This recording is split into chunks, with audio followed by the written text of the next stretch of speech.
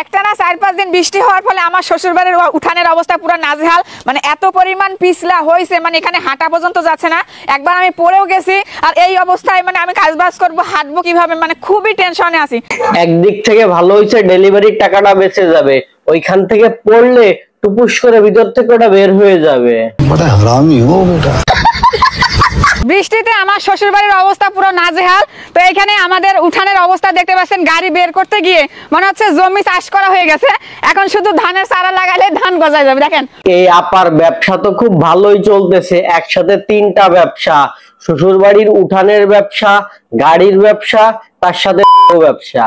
সঠিক বলেছেন। আমার গাড়ি, এত সুন্দর গাড়িটা রাখার কোনো জায়গা নাই, এখানে গাছের নিচে রাখা হয়েছে। যে ঝড় হচ্ছে কখন যে আমার গাড়ির উপর ডাল ভেঙে পড়ে, মানে আমি নিজেও বলতে পারতেছি না। ডালের উপর গাড়ি থুকু, গাড়ির উপর ডাল পড়লে তো আপনার খুব ভালোই হয়, অনেকগুলো রিলস বানাইতে পারবেন, ইমোশনাল কিছু রিলস হয়ে যাবে, সেখান থেকে আরো বেশি বেশি ভিউ হবে এবং ইনকামও ডাবল হয়ে যাবে।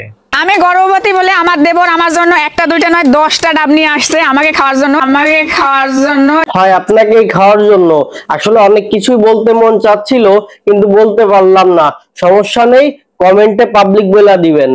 প্রতি মাসে শ্বশুর বাড়িতে বন্যা উঠে গেছে, মানে আমি এত সুন্দর করে আমার গাড়িটা পরিষ্কার করছি, এখন গাড়ির চারপাশে দেখেন কি রকম কাঁটা জমে গেছে, আমাদের পায়ে চাপ লাগে লেগে। এখন ভাবতেছি গাড়ি পরিষ্কার করে আমি গাড়িটা বের করবো কোন দিক দিয়ে। না মানে কি কইতাম ভাই, ব্যবসা করে একটা গাড়ি কিনছে, সেই গাড়ি দিয়ে এখন ব্যবসা শুরু করে দিছে, তাও এত পরিমাণ রিলস বানাই যে ফেসবুকে ওর ওই গাড়ির ভিডিওর তলায় ঢোকার কায়দা নাই। যতই ঝড় বৃষ্টি আসুক আর তুফান আসুক, আমার কাঁঠাল খাওয়া কেউ ঠেকাতে পারবে না। আর এই ঝড় বৃষ্টির দিনে কিন্তু কাঁঠাল খেতে আরো বেশি মজা। আর আমার মতো কাঁঠাল প্রেমী কারা কারা আছেন অবশ্যই কিন্তু কমেন্ট করবেন।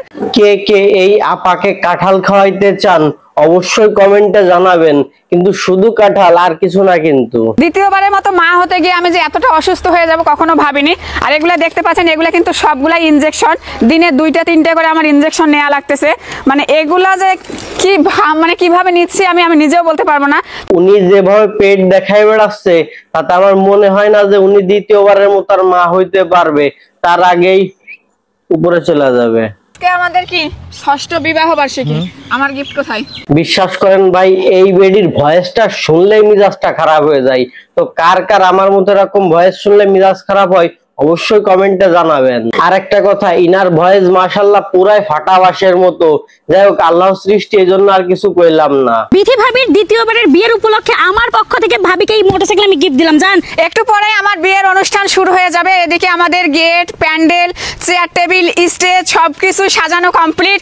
তো আপনার দ্বিতীয় বর, বাসর ঘর, ডিম সবকিছু ঠিকঠাক আছে কিনা এইটা একটু দেখায়েন। তো ভিডিওটা এই পর্যন্তই, ভালো লাগলে একটা লাইক, কমেন্ট এবং শেয়ার করে দিন, আর পেজটা অবশ্যই ফলো করে দিয়েন।